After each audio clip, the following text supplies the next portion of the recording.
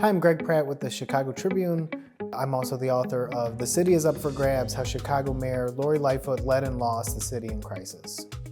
This book that you wrote starts with a really interesting anecdote about the mini mayor, a young child here in Chicago who went viral for a Halloween costume, just an oversized clothing which matched Mayor Lightfoot's penchant for wearing clothes that were just a little bit too big for her. Describe like the point A of that story and the point B of that story, and how it reflects Lightfoot's relationship really with the city of Chicago.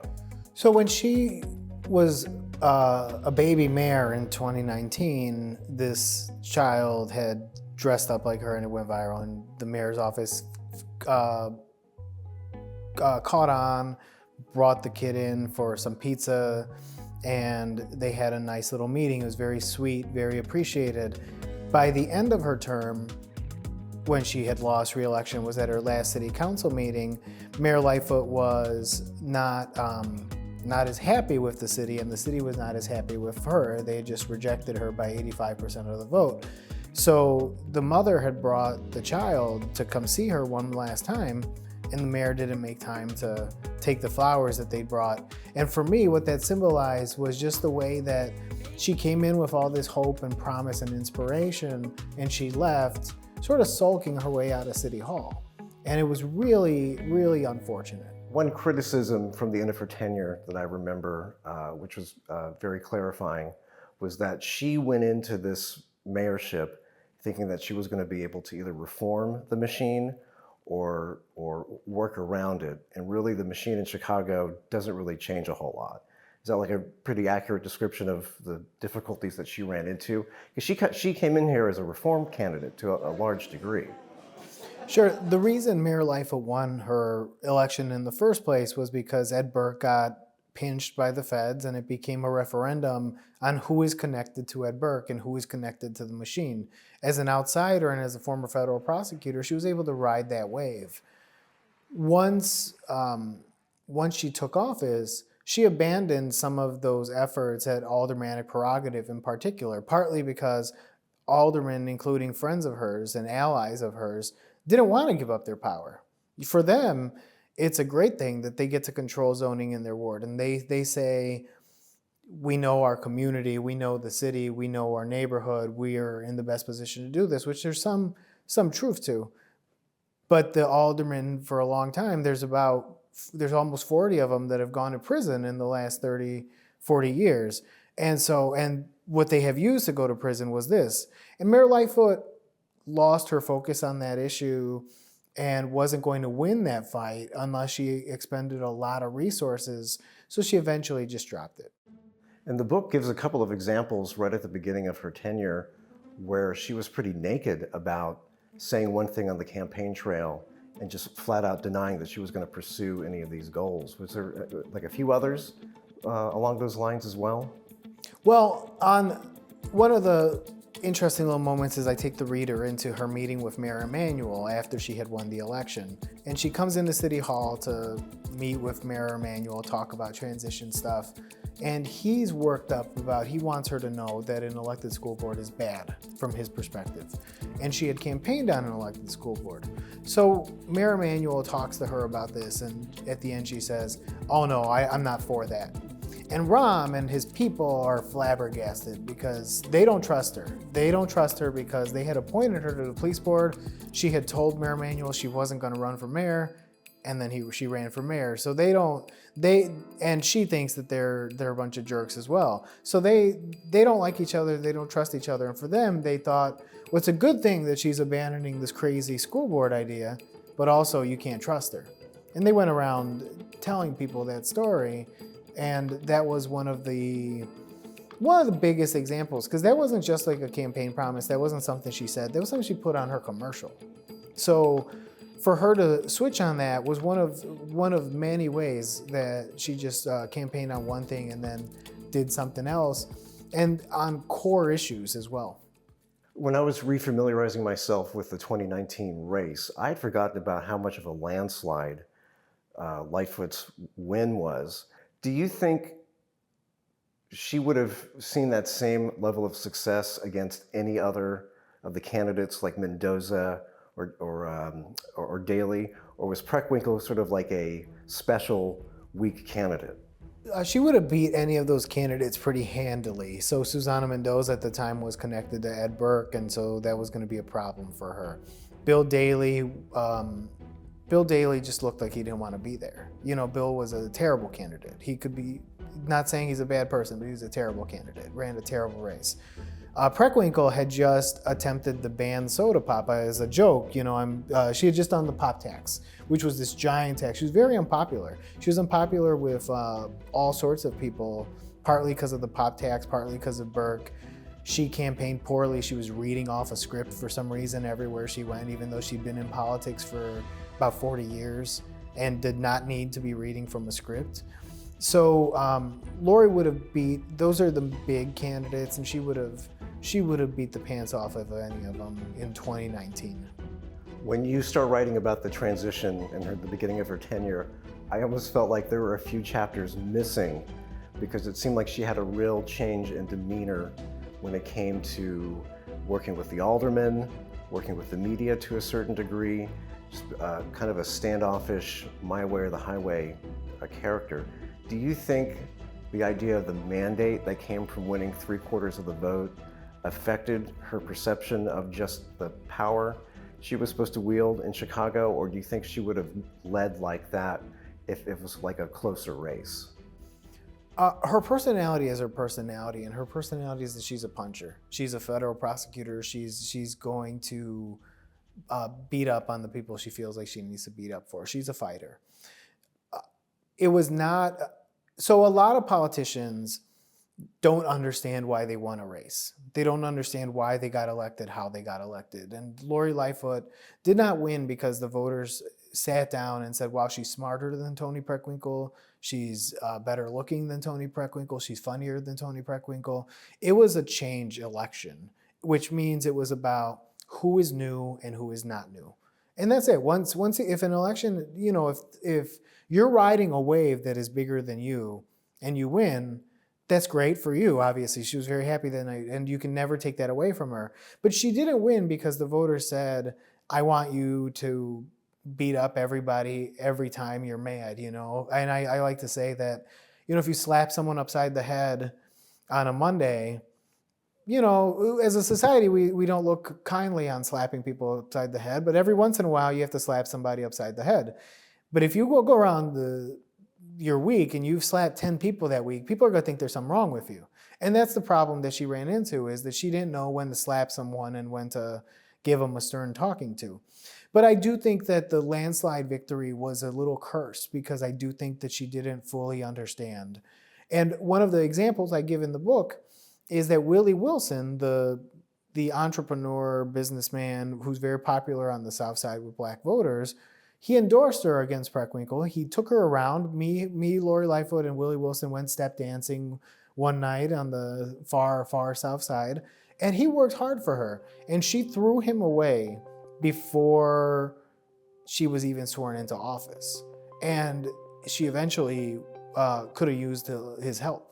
You have a brief anecdote about her rejecting the idea of working with Wilson on his reparations concept, which I guess some people might perceive as being kind of pragmatic, because what was her response to like not wanting to work through that process of figuring out if reparations made sense for Chicago? She said she didn't want to deal with some Willie Wilson BS. And by which she meant, you know, Willie was working with some black aldermen on some sort of reparations ordinance, which, you know, I think at the time, Evanston had just done its own version of reparations where they were giving help with housing to black families. And people were kicking the idea around. And she didn't want to do it because she thought it was kind of a waste of time. She thought it was polarizing, and she didn't want to give energy to Willie, who by this point she didn't have much use for. And so it was she was pretty resistant to a lot of new ideas, even some things she ended up doing, like the universal basic income pilot that she put in.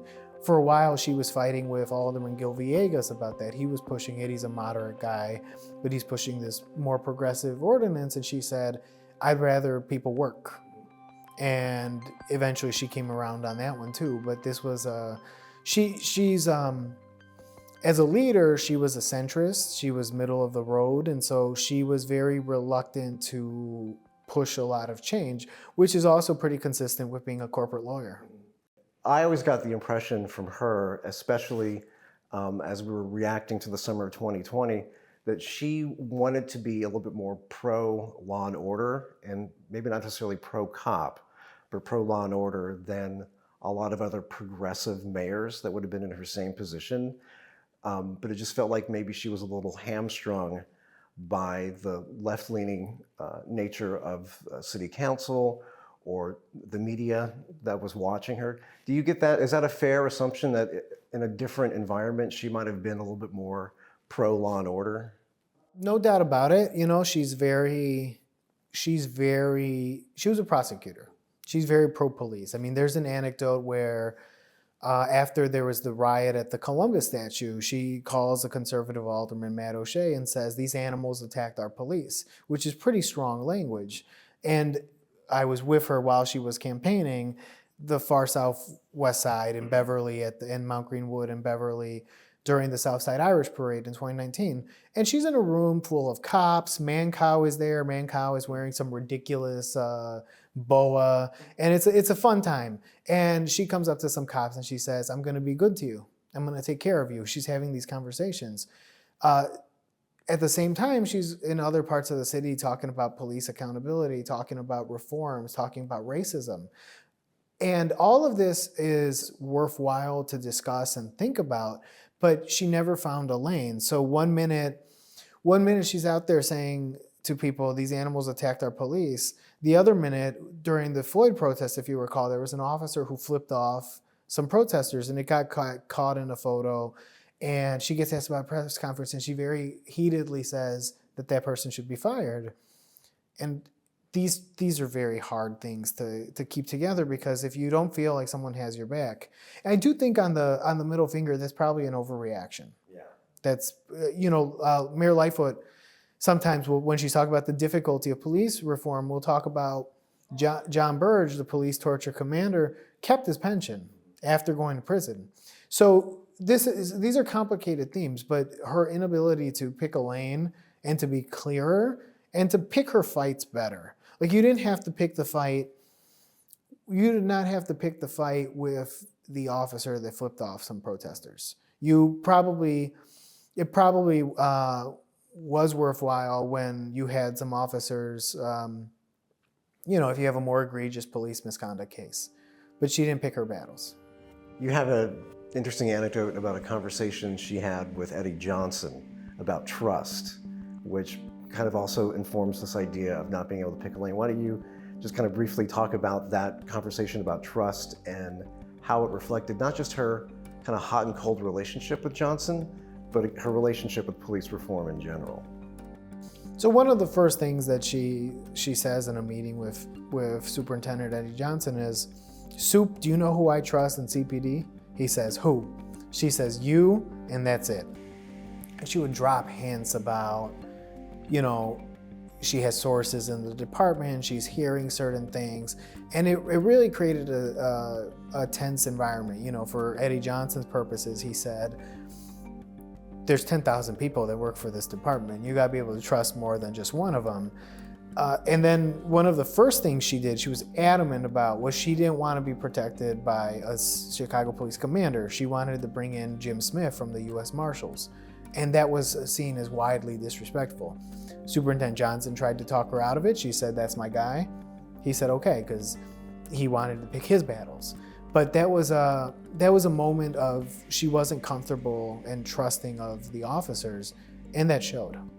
What do you think that she got right about police reform during her tenure here? It looked like her appointing Charlie Beck as the interim superintendent was pretty productive and positively productive. You made the mention that he kind of took his name out of the running for the top job so that he had the space to make the tough changes. How would you grade her response to police reform, like during her 4 years as mayor? Police reform is one of the big missed opportunities from her administration. It was a bit of a fail. So she had been a very thoughtful critic of the police department. Perhaps she had been tougher on it as head of the Police Accountability Task Force than was prudent, but maybe she wasn't tough enough. It depends. But she was a very thoughtful critic of issues in the department. And let's be clear about the fact that the Chicago Police Department has a lot of issues. And it has a lot of brave men and women working every single day, but the department also has a lot of problems in terms of training, in terms of safety standards for officers and for civilians and even for suspects. We have a city that lags behind New York and Los Angeles. So Johnson has to go. She makes the change. You know, she was going to change him no matter what, and then he has his incident with the drinking at Ceres, and she brings in Charlie Beck. And she didn't bring in Charlie because they were necessarily aligned on vision. Her deputy mayor for public safety had known Susan Lee had known Charlie, asked him to come in, and he's a legend in the policing ward. And he does a lot of very smart things. He takes away what's called merit promotions, which are perceived as you just give a promotion to your buddy. Whether that's fair or not, that's how they're perceived within the department. And he made some changes on reform that more or less got thrown out by his successor, David Brown. And so that's another example where she wasn't picking a lane. She was just reacting. So they said, hey, we got this guy. He's great. Can we bring him in? And she said, sure. And Charlie Beck's a very impressive guy. But they ended up not following through with a lot of his plans, and it was a real mess. We haven't talked a whole lot about COVID yet, and we could probably spend the entire amount of time that we've been here already talking about her response to COVID. How would you rank her overall response to the pandemic? And do you think that was more of a deciding factor in her re-election loss than the crime and police accountability question? So COVID was, in a lot of ways, one of the things she had going for her in Chicago. There were a lot of people that, what her campaign would say is that she pulled well on COVID. Governor Pritzker got reelected on COVID, which was funny because she was not for a lot of the stuff that they did, a lot of the shutdown. She ended up wearing the jacket for them because she's the mayor, but she didn't want to close down schools. She didn't want to close down businesses. She was concerned that they were overreacting. She and her team would refer to one of Governor Pritzker's outside doctors as Dr. Doom. And then she closed down. The only big shutdown she did was the lakefront. And that was, in retrospect, a mistake. So, and they kept it closed for much longer than expected. So she wanted to run on COVID, but they told her that she was being hit hard on crime. So we need to defend you on crime. We need to have you out there saying that you have a plan. The problem with that was that she hadn't taken steps to make changes. I personally think that if she had fired the police superintendent, she probably would have got reelected because she would have had something to talk about. One of the things that I kind of noticed going through your book is that I didn't see a lot of repeated mentions of names in terms of like confidants, people that she could rely on as advisors throughout her entire career. You don't even really talk about her wife very much, at least in the first half of the book. Was she kind of a woman alone in a lot of respects in her career? And do you think that informed her combative defensive management style? It's really remarkable how she had some falling outs with people that she was close to. That her first chief of staff, who was chief of staff for 2 years, they don't talk anymore. She had a falling out with her lawyer, Mark Flussner, who had been a close ally, and they stopped talking.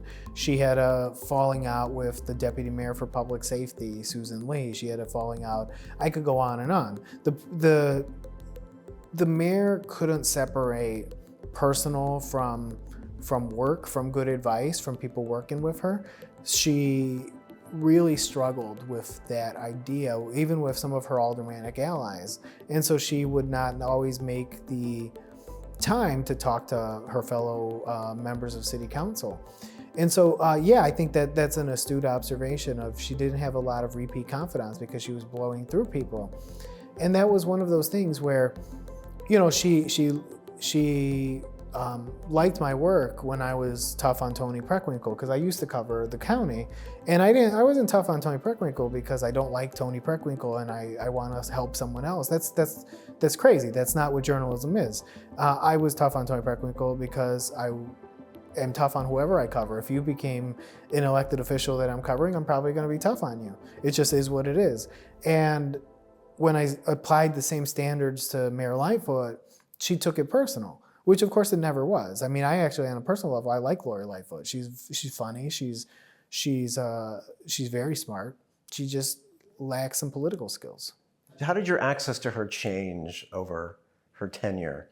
Especially, she was a candidate who did not rely on identity a whole lot during her campaign, didn't really reference it a whole lot, during her mayorship. And then the back half, or the mid-tenure interviews, and she was only going to take questions from Black journalists. How did your relationship as a journalist change? And I guess what was your reaction to becoming a little bit more combative with the press, especially with that, that one sort of like racialized edict for interview subjects? She famously sent out an email to her staff in 2020. She was mad at me and she said, I don't want you guys helping him with anything. If he's got a question, you answer it as briefly as possible, but I don't want you proactively helping him with anything. And the poor comms director responds, understood, Mayor. And so she had got angry about some stories and decided to banish me from where she's talking. And she ends up having an embarrassment over Anjanette Young, where she attacked me at a press conference, and she was wrong. She was wrong on the facts, and she was wrong on the way she handled it, and she apologized publicly and privately. We sort of started talking a little bit better, and then when she did the Black and brown journalist edict of like, I will not talk to white journalists for this day, I want to draw attention to the lack of diversity. I canceled my interview with her because I'm Latino, and I canceled my interview, and she was mad about that because she felt that I had shown her up. And that was another thing that was just a mistake. It was alienating to a lot of reporters. It was very controversial with a lot of people, and it was just kind of an idea. And one of the things that mayors and governors and people need is a filter of somebody to say, yeah, the idea of that is kind of interesting, but it doesn't work, and don't do it. It's offensive, it's bad, and she didn't always have that. And on that one, there were people egging her on, which was incredible because it was a PR disaster from a mile away, and she ended up even doing an interview with The Tribe, which is a Black Chicago website, where they asked her where she goes to eat on the South and West Side, and she couldn't name a restaurant. With lacking like a famous political last name, or not coming from like certain expected elite circles like Rahm, do you think as a one-term mayor, Lightfoot runs the risk of not really having much of a legacy, that as we just continue electing more mayors, that she just kind of drift into obscurity? Or do you think there's enough there because she was such a national lightning rod for criticism that we'll be talking about her, for many years, many mayors after her? We will always remember Lori Lightfoot for the good and the bad, and for some of it, there were positive things. She was a fighter for Chicago. She would advocate for the city. She cared about equity, and some of that is she cared for equity, and that was laudable. That's a good thing. This is a city with a lot of segregation and a lot of problems. She got dealt a tough hand and did the very best that she could to be strong and to be reassuring to the city. She wasn't perfect. Obviously, you can't sugarcoat the fact that 85% of the voters rejected her. But we will always remember, because, when you and I are old and dying, we're going to remember COVID, and we're going to remember the riots, and we're going to remember the time Mayor Lightfoot said this crazy thing about the Italians. She was very... It's just the way that she led, and we will remember some of that positively. I mean, sometimes people today, right now, they're like, "Oh, Brandon Johnson is terrible." There were a lot of people who were closer to her ideology but didn't realize it, and she wasn't able to convey that, and now they miss her. I don't.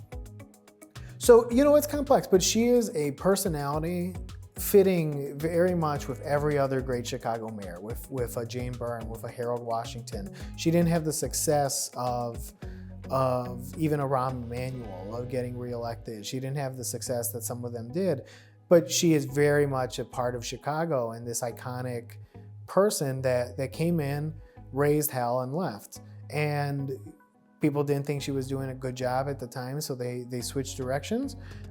People will have positive memories. They'll also remember the bad stuff, but they will have positive memories. You can say pass to this last question because it involves a little bit of mind reading, but how do you think, as now an outside observer, how do you think she is perceiving the Johnson administration, especially considering that his polling numbers now match where she was towards the end of her mayorship? Any thoughts on how do you think she's reacting to how Johnson is running the city? Well, you don't have to guess, because she has made a couple comments in a couple settings of people come up to her all the time and say, "We miss you." So, she enjoys that schadenfreude. She'll also crack about, at the same time, she's like, "Well, I don't even ask them, did you vote for me?" Because she knows what the answer to that is. I think that anyone who has been in a leadership position in Chicago cares about the city. Rahm cares about the city. Daley probably is still watching and thinking about things that are happening, and so is she. And I'm sure that she's concerned because she's opposed to a lot of the things that Mayor Johnson does. But I know that Mayor Lightfoot, just like all those other people, would like the city to succeed, and that means that Mayor Johnson succeeds. At the same time, she absolutely makes the comment of, be careful what you wish for, because you didn't want me, and look what you got from her perspective.